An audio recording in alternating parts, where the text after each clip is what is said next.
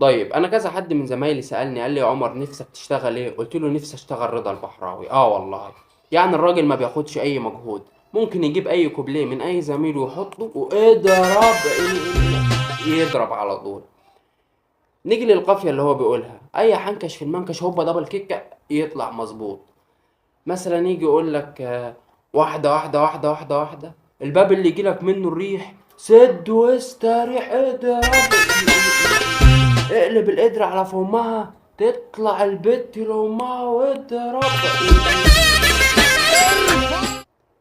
نيجي بقى لفقرة الوزن والقافية، يعني أي كلام في أي كلام على نفس الوزن يطلع لك رضا البحراوي.